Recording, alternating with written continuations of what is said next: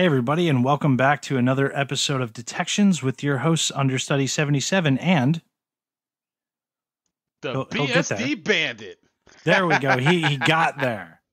For a minute, I thought, just remember, man, don't end the show yet. It's not time. I won't. Okay, cool. I am back from a week off. Hopefully everybody enjoyed last week. I may listen to it at some point. I finally did listen to all of you talking shit about me on Ali's episode, though. I know, because we love you.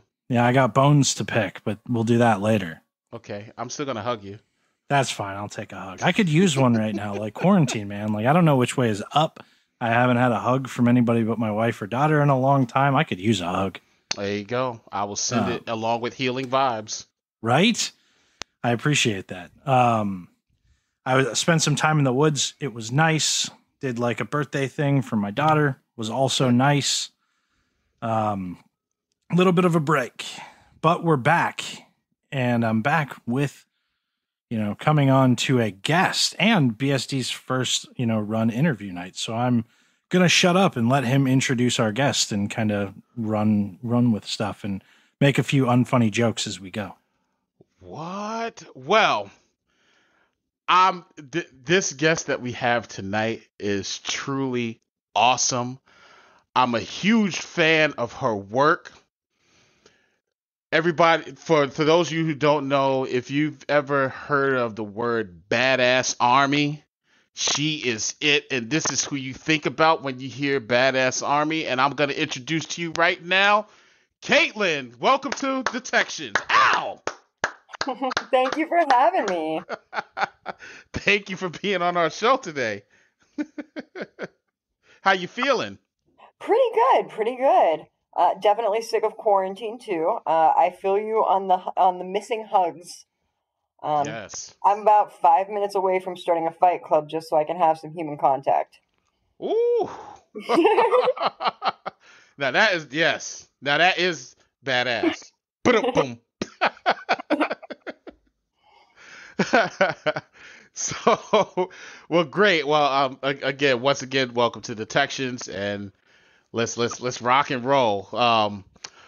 I definitely wanted, of course, let's jump right into it.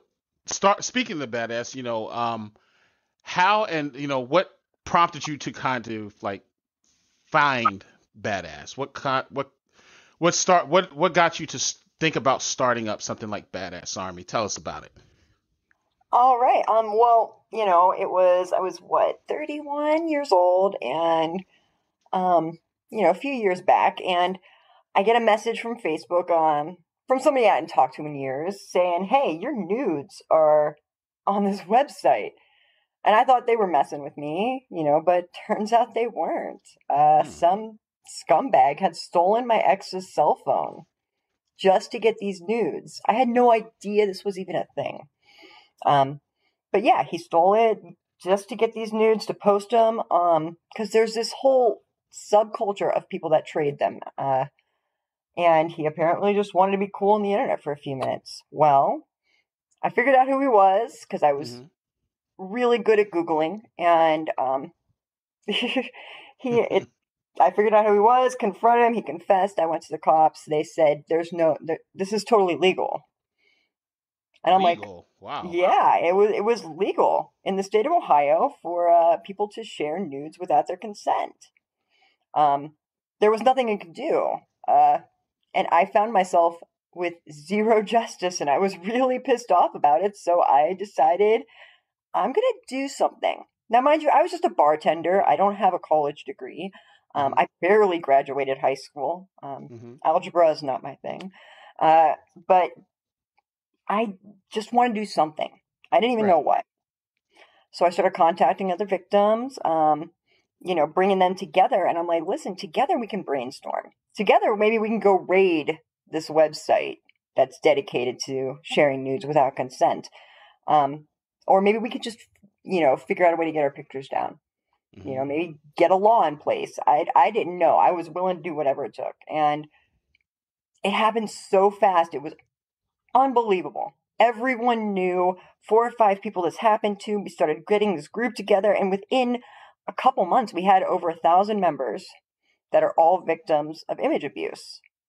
working together, and we're already talking to, senators about getting a law in place. Oh, wow. Like, we were already just building all these tools, and we had, we had a tool that could cover these image boards that are dedicated to NCP. We could cover them in Shrek. Oh, wow. Just Okay. spam them. And so we did that. And, I started studying as much as I could about the legal side, about the tech side, about how to be an advocate, because I had no training. And, the other leaders started popping up, and we became badass. And when I met all these people that had already been through this, some of them had been dealing with it for a decade, and they were still here and they were still ready to fight. The only word I could think of to describe all of these amazing human beings I was meeting was badass. And then I figured an acronym so that I could use it on the news or whatever. And it stands for battling against demeaning and abusive selfie sharing. Wow. That is huge. So I have a question. So I know you said it was legal in the state of Ohio, right? Yes. So is that still the case? Nope. And okay, cool. So they did ban that. So that's great. So what about the other states, or is it just kind of depending on the state now? There's only a couple left that don't have any laws, and we are working on a federal law. Because the problem with letting states choose their own laws is the internet's a huge place, right? Mm-hmm. The person that's posting your image might be across the country, and their state has completely different standards as to, what would be legal, what would be illegal. And so there's huge jurisdictional issues. So, there, a federal law, the Enough Act, it's been introduced, although it kind of stalled out, and hopefully we can get that going again. I'm no longer with Badass.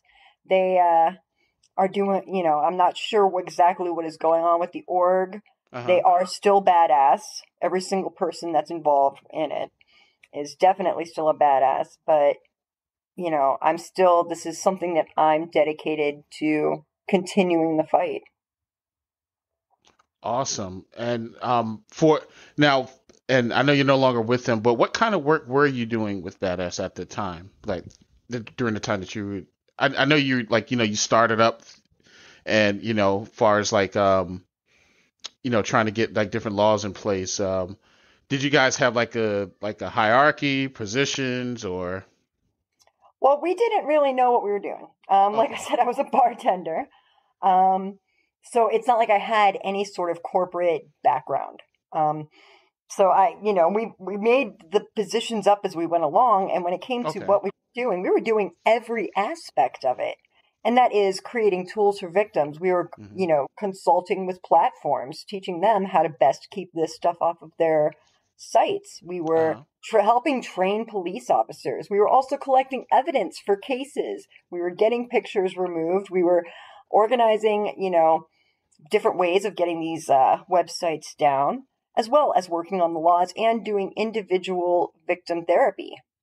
I mean, talking them through and holding their hands and trying to get them re-empowered. And so it was a lot. We handled everything because there really wasn't a lot of options out there. And I just really hated, this happening to me and me being all alone and feeling helpless. And I didn't want anyone else to go through that. So whatever I could do and whatever any of the badasses could do to make sure that people weren't going through that alone and feeling helpless and not getting any justice and making their situation better than what we had to deal with, we were doing it. Oh my goodness. And once again, that is truly badass. But boom. But awesome. So, and of course, now that even though that you're no longer doing work with Badass, from the BSD Bandit and everyone else, we just want to say you are truly still badass. Aw, thank you. Here, here. I try. So now that you're doing that, what are you working on these days? Well, these days I'm kind of figuring out my own path at the moment, but I've got some really cool stuff I've been doing. Now last week I got to make the announcement, but early on in Badass, okay, I read this book. Okay, I was just getting started in the hacking scene. I was going to be going to DEF CON for my first conference. Woohoo! I know, right? Go big or go home. That's it. In preparation of, entering this community and getting to know all these people, I was like, I should read a book or two. And I picked up this one by Joseph Menn called, The Cult of the Dead Cow, how this hacking supergroup is going to save the world. Yes. All right. And I read that book and I was like, well, one, I had a big case of FOMO. I'm like, man, all the good stuff happened 10 years ago. Reading about, Back Orifice and Back Force 2000 and all the crazy stunts and all the really cool stuff they did. I was like, man, I getting this too late. Now it's all very corporate. But it was really inspirational. And, through my crazy roller coaster journey within this community, I got to know quite a few of the people involved. And last week I was invited to join the Cult of the Dead Cow. Woo! We got to give a round of applause for that. I just want to say congrats. Yes. Oh my goodness, you know how awesome that is? Like, literally, that is huge. Oh, I started screaming when I got the message. I got the message that, was the invitation. I just stood up and I just started screaming like I had just won the lottery. And my husband looks at me from over the room. He's like, what's wrong? What's wrong? And I'm like, no, I'm in the Cult of the Dead Cow. And he just got up and started yelling with me. There you go. I'm internally screaming right now. Yeah, but let's be honest. You're always internally screaming. That is true. That is true. But I mean, it's just awesome that that you're part of Call the Dead Cow, and again, and same thing as with you, like reading the books and reading the different stories and just looking at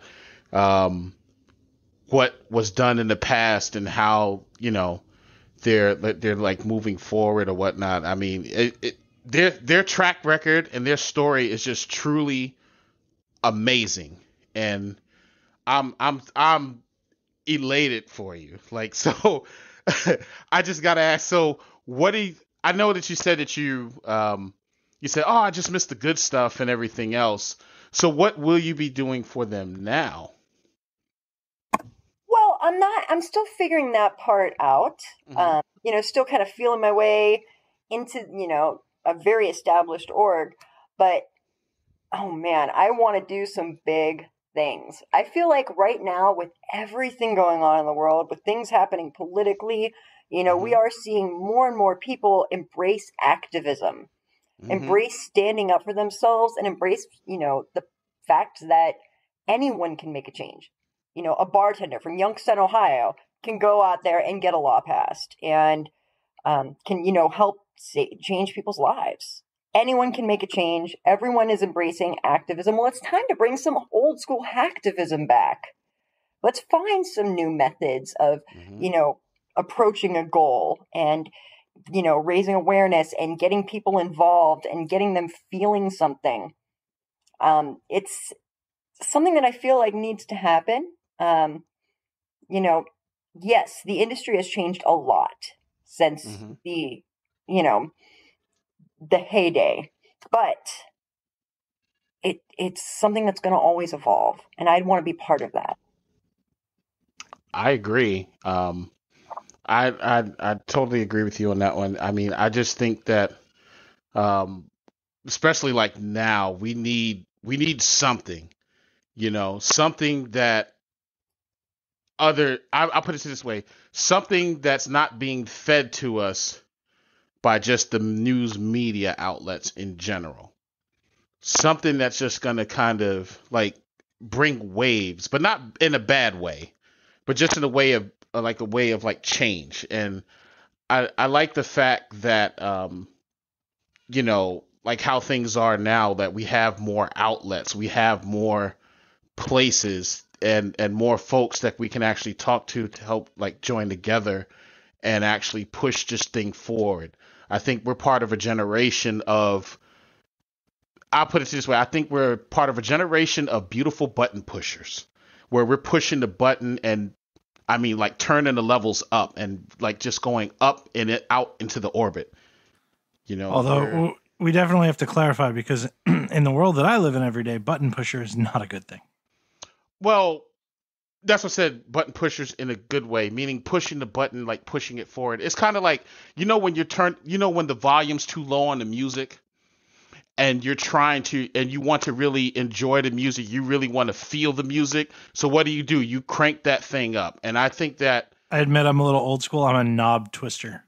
Okay. Although that could be taken really badly out of context. We're going to take the knob. Okay, we're going to take the knob and turn it to all 11. The way up. Turn it to 11. Turn it to 11.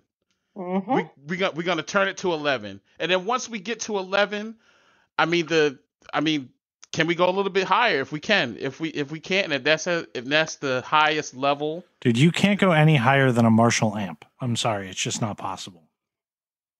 For now. Right. But we're hackers. And that's 11. Anything's possible. Mm-hmm. Exactly. So, yeah, we're hackers. Yes, it may not be possible today, but that doesn't mean that it has to hold true for tomorrow. Exactly. Oh, no, it's definitely possible. It's just, I love making a good music joke. I know. And the Marshall thing that was the most brilliant piece of marketing that's probably ever happened in the history of the world. Oh, we're not going to make it go to 10. We're going to make it go to 11. One more than everybody else. Yes. Is that better than sliced bread? Probably not, but it's close to it. Yes, I don't know that sliced bread was a marketing decision, though. Really? I wonder. But boom. I bet you it was one of those decisions where, I think like bread goes stale faster when you slice it, and that was to get people to buy more, replace them more often. That is true. You learned something new. I really never really paid attention to that after you. I didn't realize that. Just to warn you, that's not like a fact as to why bread started getting sliced. Please don't take that as a fact. I'm theorizing here. Okay, because that's the first time I've ever heard anyone say that. So I'm just curious if hey, could that be true? It's a conspiracy by the big bread industry. So if you slice it, down with big bread. Stale. Yeah, as soon as you slice it, it's gonna go stale. So buy some more today. Oh, I believe it. But yeah, so definitely that's actually true. Pre-sliced bread does go stale faster. Oh, it is true. Wow. Yes. All right, so conspiracy solved. Right. Heard it first here on Detections. Wow. It's always a new way of finding badness. But boom. At least that's what the internet told me. So. Hey, if it's on the internet, it must be true. It's absolutely true. Exactly. Mm-hmm. Exactly. And browsers are always to be trusted. Oh, absolutely. Click that link. That's obviously... Click every link. I do click every link. But that's kind of the nature of my job. Yeah. Well, yeah. You have to click links to find out what it does and what happens when you do click the link. But, So, Katelyn, I know one of your other interests, from Badass and coming to it from a very personal perspective. I know that you have a very specific interest in regulation, and I know that you've, petitioned for a lot, laws have been passed, but you were talking about some specific cyber laws that I caught kind of the other night. And what scares you with current cyber legislation? I feel like that's a fun question. That is a very fun question. How long do we have? There's a lot of things scary. Plenty of time. Plenty of time. There's a lot of things scary with the current legislation that is being passed, or just being introduced. Nothing's gotten passed in a little while, which is great. But even just the talk regarding these legislations is terrifying. We have our president tweeting, repeal Section 230. And most people don't know what that is. They're just like, okay, what's he on about now? And yeah, because what's her name last night said he tweets like somebody's crazy uncle. So you never know. You never know what exactly he's talking about. But yeah, it's the 230 thing is really interesting because it's actually gonna do the opposite of what he's acting like he wants it to do. Yes. Because it's gonna make every platform that he lies on, if damage is done, that company will be liable for it. Meaning he's going to be kicked off of every platform he's on. So, I don't think he has any understanding of what it is that he's trying to repeal. Yes. It would damage him, not help him. Yes. By tweeting it, it's so, just by tweeting repeal Section 230, just by tweeting that, he is being hypocritical and making his point for himself, because he wouldn't be able to tweet it at all if Section 230 is repealed. Now, for those that don't know, Section 230 is it's a part of the Common Decency Act that is the CDA. And what it says is that platform owners and hosts are not liable for the content that users publish on that platform. For instance, if someone is talking smack to you on Facebook, you can't sue Mark Zuckerberg. Or if someone tells you to inject bleach because it'll cure corona, you can't sue Twitter. Yes. Gotcha. Yeah.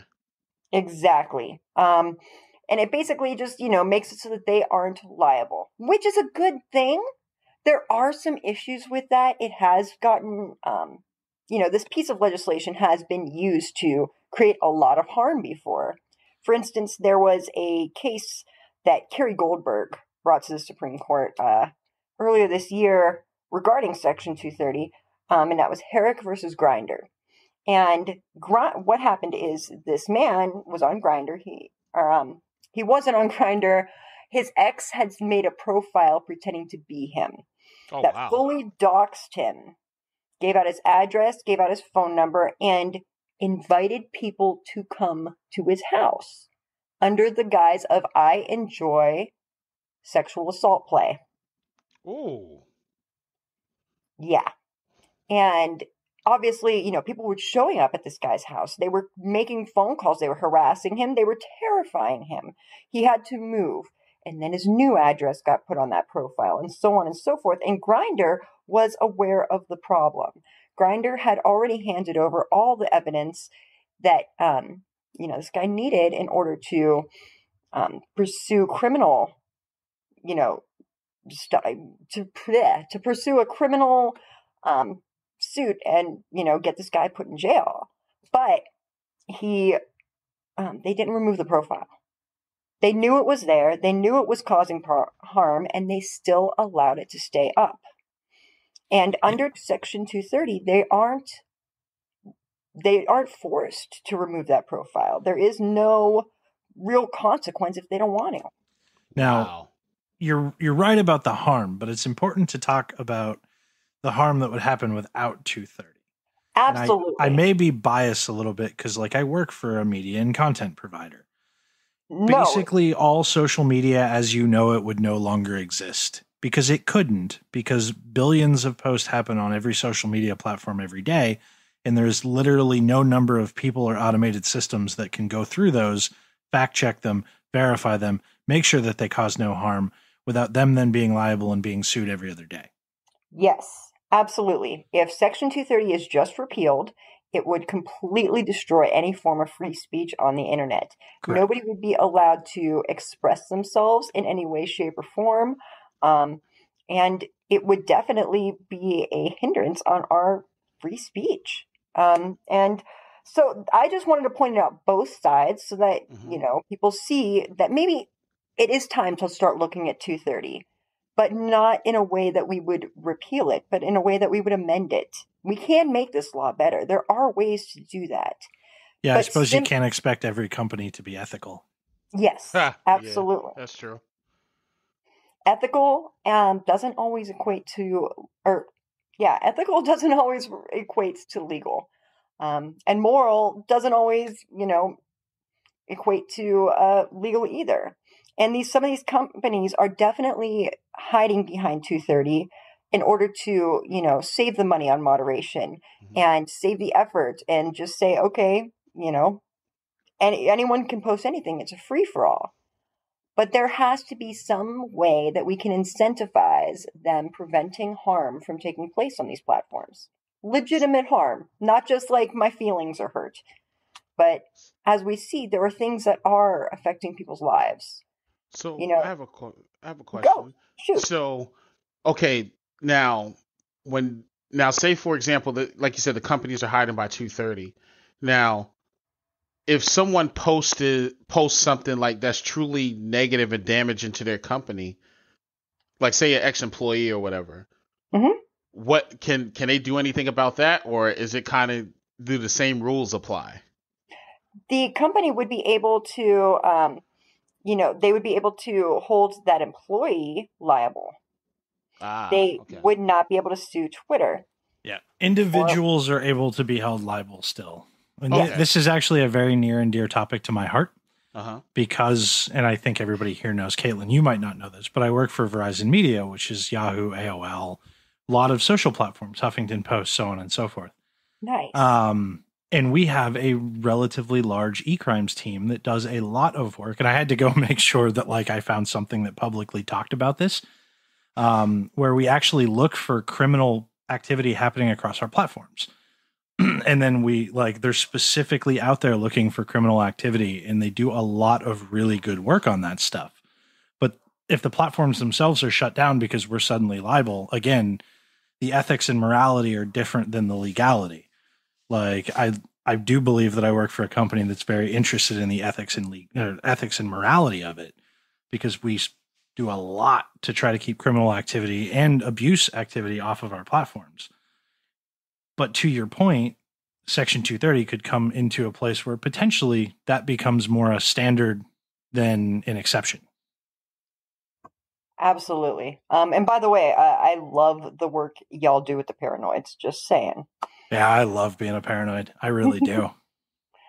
Yeah. Y'all are awesome. And I definitely love the logos too.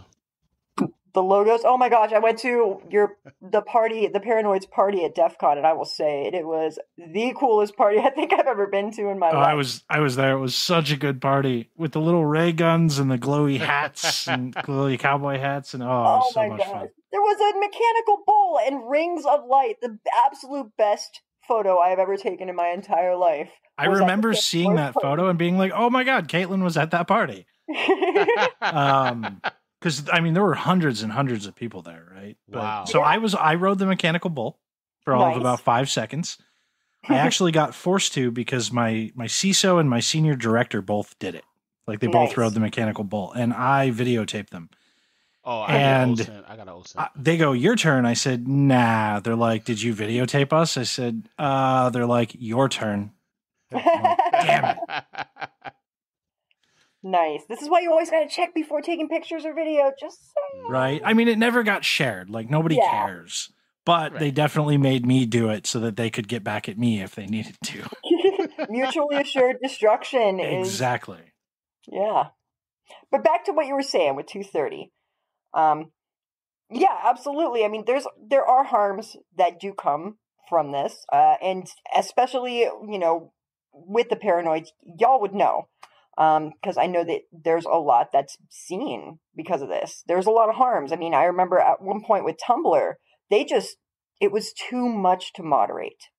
There was no way of keeping everything that was illegal off of there, and so they just stopped all nudity. And these are things that are going to continue happening. Things are, it's not going to be worth it to host a platform when there's going to be so much at stake.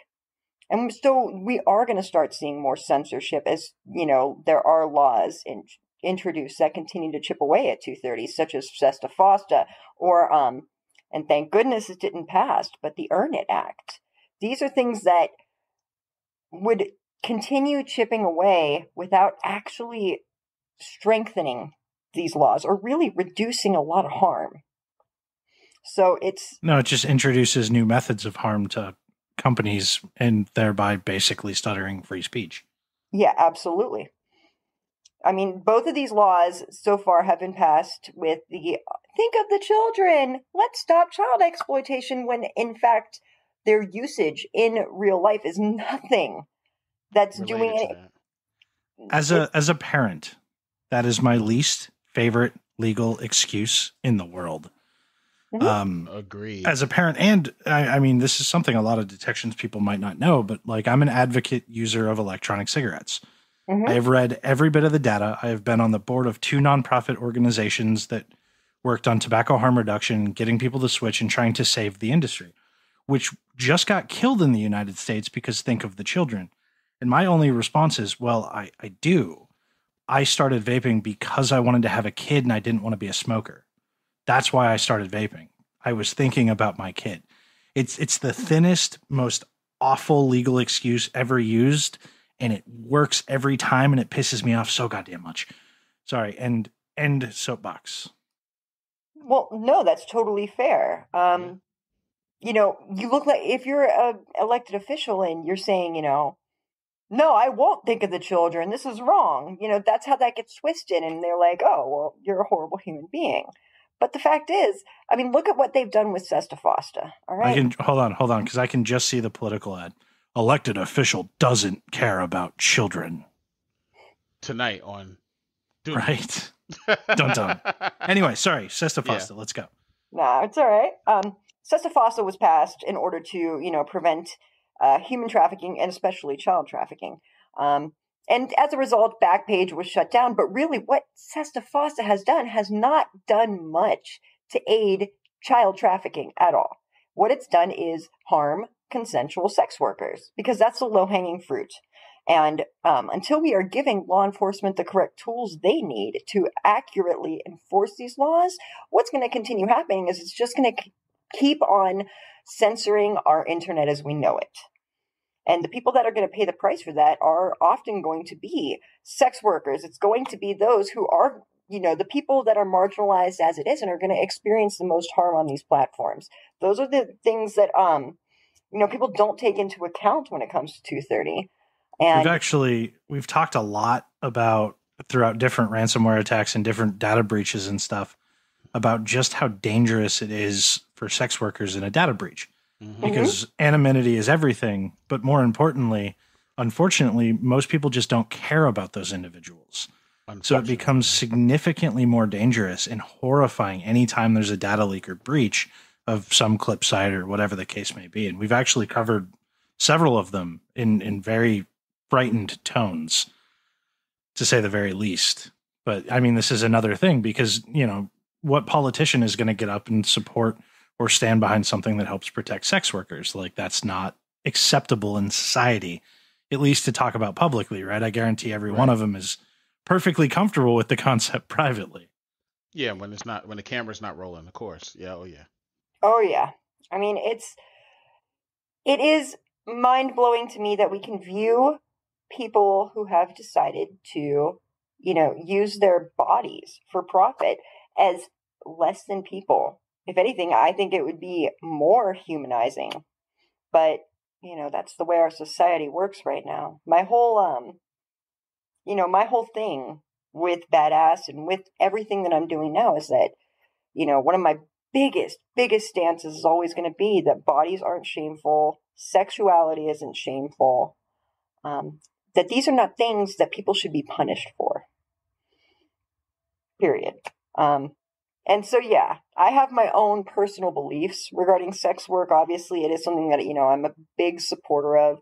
But the fact is that as we continue to censor the internet, notice that we're not, you know, a lot of the censorship isn't taking place around the actual harmful, violent stuff. It's always around sex. And that's not how it should be. No, and I mean, half this stuff is frightening. The TikTok thing was another one in the policy that's scary for the future of the internet, right? Mm-hmm. Like we're doing a Very. lot of things that are very scary for the future of the internet by basically restricting companies, restricting people, marginalizing individuals. Like this is probably the scariest administration I've ever seen for the internet, and it feels very much like a personal war, right? But at the same time, this is one of the scariest administrations I've ever seen for general freedom of speech and freedom of enterprise across the internet. You said it right the first time. It is a personal war. Well, absolutely, but Oh yeah. It definitely is, and I I'm at a loss for words at this point when it comes to the things that are currently happening, other than to say, as far as I understood it, conservatives have always been people that really stand up for, our freedoms and stuff like that. That's always been a really big stance they've had. They're look at the Second Amendment people and people that fight for free speech, but right now it's like everything's politicized and split in two, and I hate it. We're on the worst timeline. I have come the darkest timeline. Cool. I have come to the determination in general that there is no side worth being on at this point, because it doesn't, each one wants to take specific things away from me that are important with what I can conceive as a valid reason. Mm-hmm. Like it really doesn't matter. Yeah. Like we're so separated as a people because I don't know, but it's the same thing from both sides, just different topics. But like the internet stuff is really scary because, net neutrality was a thing that goes away on the conservative side, right? That's frightening in and of itself. Yes. And then you look at Testfasa, then you look at the Section 230 attempt, then you look at the TikTok thing, and you look at all these different things that are stacking up that become very scary. So am I missing any other pieces of legislation or anything else you want to go down on this topic, Katelyn? As of right now, no. I mean, we introduced the Enough Act, and it stalled out, but it was a good piece of legislation that, it's funny that we can't get the good ones, right? Right? Like, it didn't inhibit anyone's freedom. And I'm sorry, but if you're arguing for non-consensual pornography as freedom of speech, then you are just very misinformed as to how that works. But agreed. Oh, you'd be surprised. We get it a lot.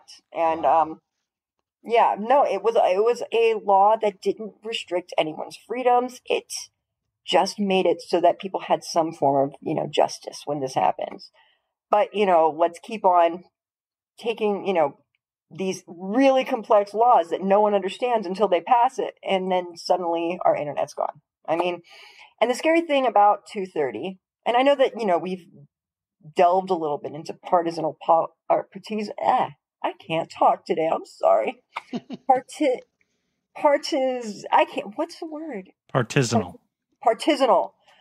Happy to help. It's been a long day. Sorry. Thank you. Partisanal politics a little bit. I know we've delved into that, but really it's a bipartisan issue. Both of the current candidates for president have discussed repealing 230.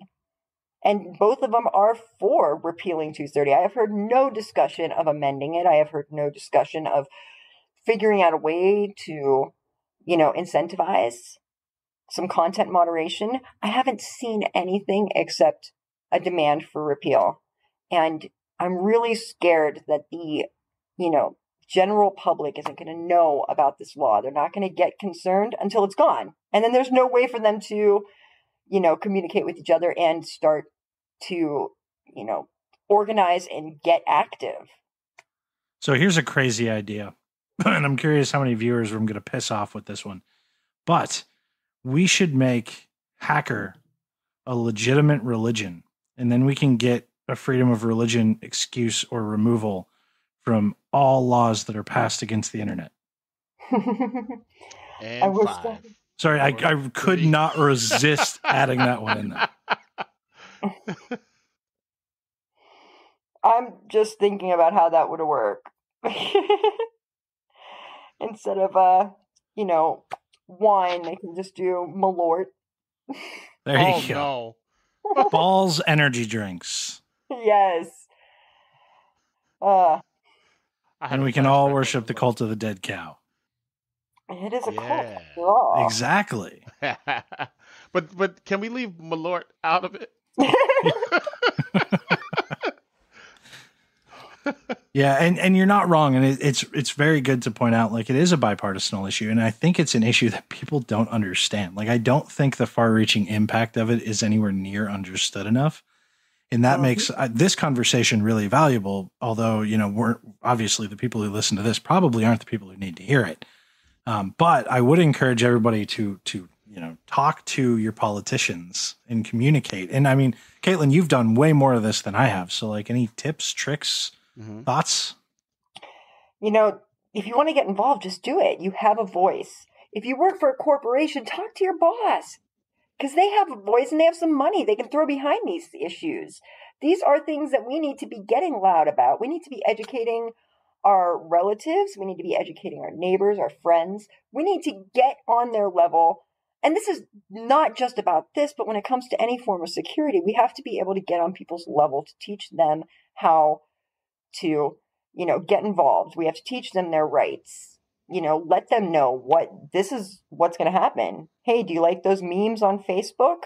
Then you've got to get involved and fight against 230. Sweet. BSD, any other questions before we dip into the detection? No. All I have to say is and again, this episode and this talk is got me thinking and going to start looking more into like 230. So both of y'all have educated me on something this evening. That's good, man. I'm glad. And hopefully we hit that for the listeners as well. Yeah. I'm glad we could have this conversation. And, I learned a few things too. So it's always good when you're walking away from a conversation a little smarter than you went in. Exactly. That's all I ask. So as we pull into the detection, and you are self-proclaimed non-technical, so we're not going to ask for anything technical, but that's okay, because I think you have some very, very viable and like good things to talk about. And ultimately, a lot of the work that you've done on the victim side of the house and a lot of the work that you've done working with victims, I think for a detection or something that people can put into play now, like, talk about some ways that people can stay safe online. Talk about things that they can do to protect themselves from potentially being victims.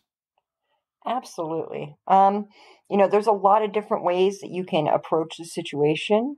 And everybody wants to point out the easiest one. They're like, don't take nudes. It's not a problem. But really, what it comes down to is, right, these days you don't need to take nudes in order to become a victim of image-based abuse.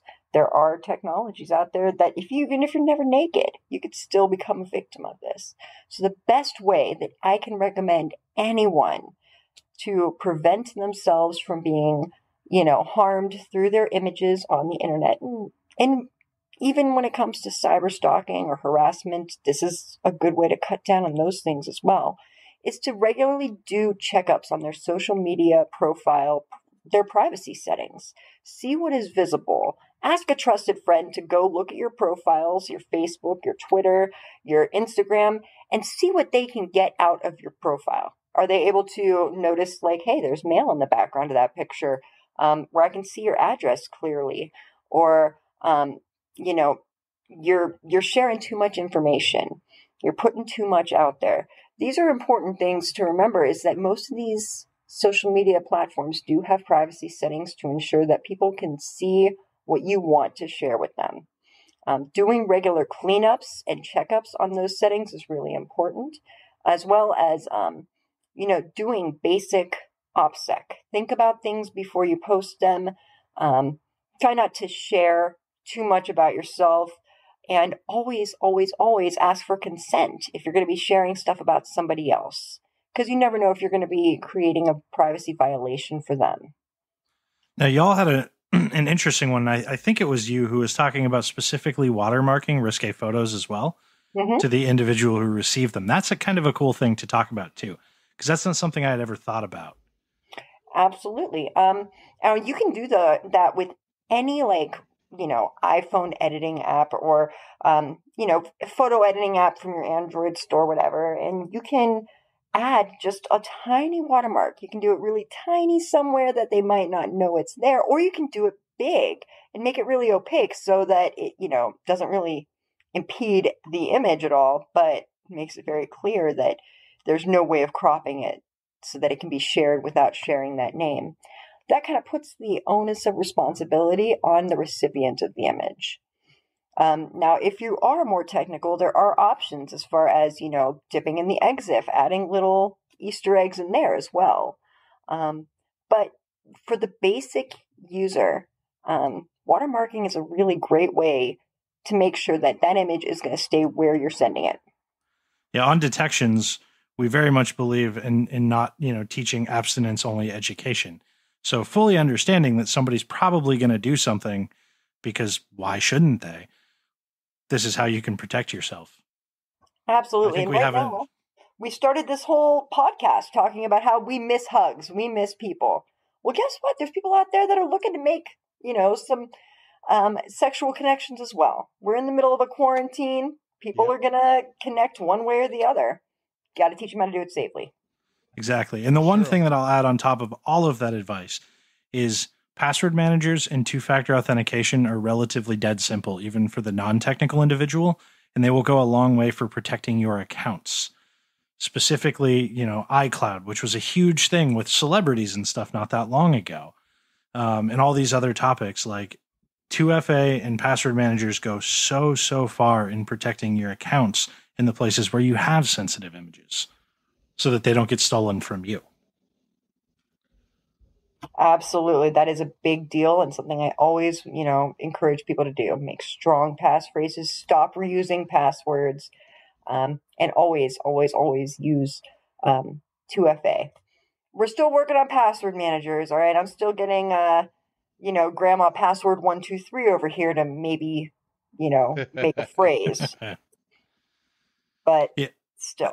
The beauty of the manager, it simplifies it. You don't have to make anything. And it just automatically puts it in for you. I'm a big fan of the password managers.